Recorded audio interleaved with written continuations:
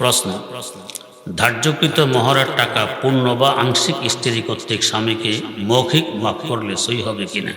কোনো চাপ সৃষ্টি করা ছাড়া যদি বাস্তবে মাফ করে তো সই হবে। প্রশ্ন, বর্তমান মোবাইলের যুগে ছেলেদের কি হেফজখানায় পড়ানোর ইচ্ছা থাকা সত্ত্বেও কিতাব বিভাগে পড়ালে গুনাহ হবে কিনা? হেফজখানায় পড়ালেও গুনাহ হবে না, কিতাব বিভাগে পড়ালেও গুনাহ হবে না। মোবাইলের যুগের সাথে এটার কোনো সম্পর্ক তো নেই। হয়তো বুঝাইতে চায়, টিপ দিলে আয়াত বেরিয়ে আসে, মুখস্থ করার দরকার কি? এটা হলো শয়তানি একটা ধোঁকা। এই মোবাইল দেখে দেখে আমরা তারাবি পড়াইবেন, মোবাইল দেখে দেখে নামাজে কেরাত পড়তে পারবেন, নামাজ হবে না তো, মুখস্থ করা লাগবে। প্রশ্ন, প্রায় মসজিদের তারাবির হাফেজদেরকে রোজার শেষে টাকা হাদিয়া দেওয়া হয়, তা বৈধ কিনা? উত্তর, জি না, বৈধ নয়। টাকা ছাড়া হাফেজ না পাইলে কয়েকজন মিলে সূরা তারাবি পড়বেন, সওয়াব বেশি হবে। প্রশ্ন, পুকুর প্রজেক্ট এর মধ্যে থাকা মাছ পানিসহ ঠিকা বিক্রি বৈধ কিনা? অনেক সময় ক্রেতা লাভবান হয়, অনেক সময় বিক্রেতা লাভবান হয়, যিনি এভাবে বিক্রি বৈধ নয়। প্রশ্ন, মসজিদে দান করলে সওয়াব বেশি না মাদ্রাসা দান করলে সওয়াব বেশি? উত্তর, মাদ্রাসা দান করলে সওয়াব বেশি। প্রশ্ন, কোরআন শরীফ হাদিয়া বাবর টাকা থেকে গরিব ছাত্রদের কিতাব ক্রয় করলে গুনাহ হবে কিনা? উত্তর, যে গুনাহ হবে, কোরআন শরীফে দিতে হবে। হ্যাঁ, যদি কোরআন প্রয়োজন না পড়ে তখন যে হাদিয়া দিয়েছে, টাকা দিয়েছে, তাকে বলতে হবে কোরআন শরীফের প্রয়োজন নেই, অন্য কিতাব দেব কিনা, সে বলে দিতে পারবে। প্রশ্ন, অনেকে নতুন বিল্ডিং করার সময় প্রথম পিলারের নিচে স্বর্ণরূপার টুকরা বা পানি দিয়ে ভিত্তি স্থাপন করে, এতে আকীদাগত কোনো গুনাহ হবে কিনা? উত্তর, যে গুনাহ হবে। এগুলি কুপ্রথা, ইসলামে এগুলির কোনো ধর্তব্য নেই। প্রশ্ন, নবজাতক শিশুদের নাম মুনাজাত উদ্দেশ্যে দাওয়াতের আয়োজন করা বৈধ কিনা? উত্তর, জি বৈধ, তবে জরুরি মনে করলে মাকরুহ হবে। প্রশ্ন, ব্যবসার পণ্যের মধ্যে কত % লাভ বৈধ? উত্তর, শরীয়তের কিছু নিয়ম নীতি নেই, তবে এমন অতিরিক্ত লাভ নেওয়া যাতে জুলুম হয়ে যায়, এটা বৈধ নয়। প্রশ্ন, মসজিদ মাদ্রাসার জন্য টেবিল বা রসিদ বই কালেকশনের টাকা হতে শতকরা % হার বৈধ কিনা? উত্তর, জি বৈধ, তবে 50% এবং তার ঊর্ধ্বে বৈধ নয়, 49% পর্যন্ত বৈধ আছে, এর উপর বৈধ নয়। প্রশ্ন, বর্তমানে অনেক মুসলিম মা বোনদেরকে দেখা যায় তারা হাত মোজা, পায়ের মোজা না পরে ডিজাইন করা বোরকা পরিধান করে, এতে অনেককে দেখা যায় মুখ খোলা রাখে, রাস্তায় বের হয়, এর দ্বারা পর্দা হক আদায় হয় কিনা? উত্তর, মোটো আদায় হয় না। চেহারা ঢাকা আবশ্যক, ফেতনার মূল কেন্দ্র তো চেহারাই, এটাই খোলা রাখলে অন্তত বোকা লাভ হইল কি? হাত মোজাও আবশ্যক, পা মোজা আবশ্যক, চেহারা ঢাকা আবশ্যক। প্রশ্ন, বর্তমানে মানুষের কাছে খরচ পাওয়া যায় না, তাই বাধ্য হয়ে লোন বা কিস্তি নিয়ে ঘর নির্মাণ, ব্যবসা, বিদেশ ভ্রমণ করে টাকা রুজি করা হয়, এতে ঘরে ইবাদত করলে কবুল হবে কিনা? উত্তর, সুদভিত্তিক লোন নেওয়া হারাম, বৈধ নয়। হ্যাঁ, যদি টাকার অভাবে আমি না খেতে পারলে মারা যাব, আর সুদ ছাড়া ঋণ পাওয়া যায় না, বা কেউ এমনও কর্জে হাসানা দেয় না, তখন গিয়ে সুদভিত্তিক লোন বৈধ।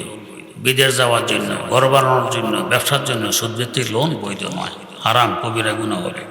প্রশ্ন, যারা কিস্তি বা সুদের লেনদেন করে থাকেন তাদের ঘরে দাওয়াত খাওয়া বৈধ হবে কিনা? যদি সুদ গ্রহণ করে থাকেন তাহলে বৈধ হবে না, আর যদি সুদ দিয়ে থাকে তাহলে বৈধ হবে। প্রশ্ন, মসজিদের ক্রয় করা ছোট লোহার টুকরা, তার খালি সিমেন্টের ব্যাগ ফ্রিভাবে ব্যক্তিগত কাজে ব্যবহার করা বৈধ কিনা? উত্তর, জি না, বৈধ নয়, এগুলো বিক্রি করা আবশ্যক, মসজিদের কাজে লাগাইতে হবে। প্রশ্ন, কোরআন খতম করে হাদিয়া দেওয়া, দাওয়াত খাওয়ানোর কতটুকু শরীয়ত সম্মত? যদি ইসালে সবার জন্য হয়, তো মারা গেছে তার জন্য হয়, তাহলে বৈধ নয়। নতুন ঘর, দোকান, কোনো রোগীর চিকিৎসা, এগুলোর জন্য যদি করে, খতমও বৈধ, দাওয়াতও বৈধ, টাকা নেওয়া বৈধ।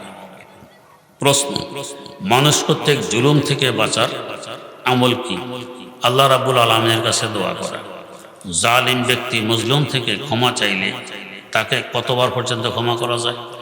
যতবার ক্ষমা করবেন ততবারে আপনার লাভ হবে। প্রশ্ন, হিংসাবশত কোনো আলেমের দোষ চর্চা করলে তার পরিণতি কি হবে? যদি আলেম হওয়ার কারণে দোষ চর্চা করে তাহলে কাফের হয়ে যাওয়ার ভয় আছে, ঈমান চলে যাওয়ার ভয় আছে। অন্য কোনো কারণে করলে গুনাহ হবে ঠিক, তবে ঈমান যাবে না। প্রশ্ন, মোল্লা বলে বিদ্রুপ করলে কোনো গুনাহ হবে কিনা? উত্তর, নিঃসন্দেহে গুনাহ হবে। তবে আমরা অজান্তে মোল্লা বলি। মোল্লা শব্দের অর্থ অভিধান খুলে দেখুন। যুগ শ্রেষ্ঠ শিক্ষিতকে বলে মোল্লা, সবচেয়ে বড় শিক্ষিতকে বলে মোল্লা, সবচেয়ে বড় বুদ্ধিজীবীকে বলে মোল্লা।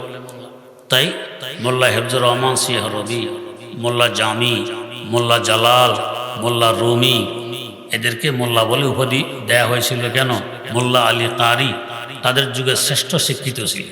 মোল্লা মানে শ্রেষ্ঠ শিক্ষিত, আর নাবুজাদুরন গালি মনে করি তার মানে শ্রেষ্ঠ শিক্ষিত। প্রশ্ন, দিনী মাহফিলে জাকাত বা মান্যতা টাকা দান করলে সওয়াব হবে কিনা? উত্তর, যে না, এটা বৈধ হবে না।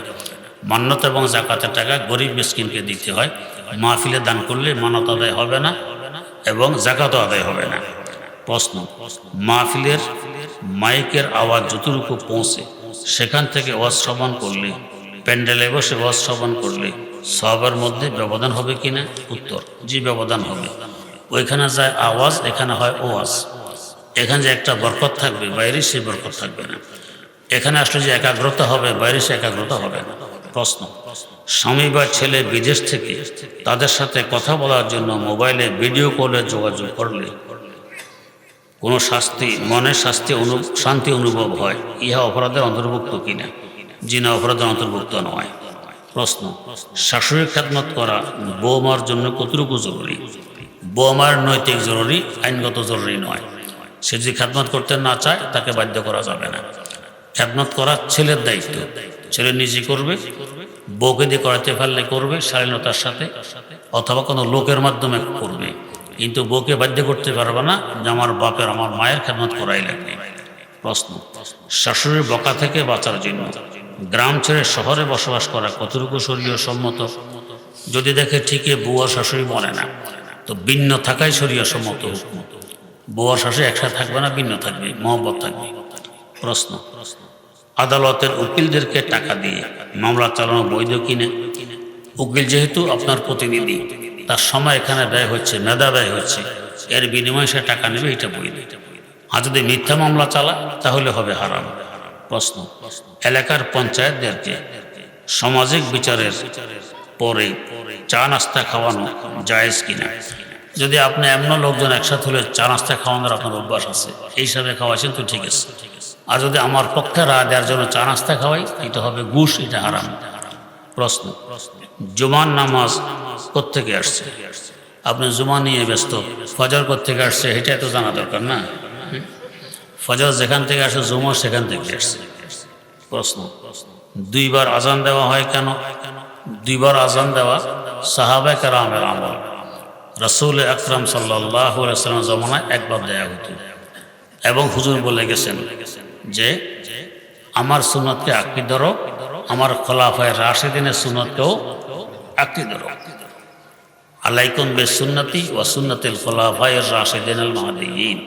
তৃতীয় খলিফা ওসমান গনি রাদিয়াল্লাহু তাআলা আনহুর যুগে মানুষ অনেক বেড়ে গেছে। মসজিদের ভিতরে আজান দিলে সবাই শোনে না, বাইরে তিনি আরেক আজান শুরু করেছেন। হাজার হাজার সাহাবী তখন জীবিত ছিলেন, কেউ এটাকে অস্বীকার করেনি।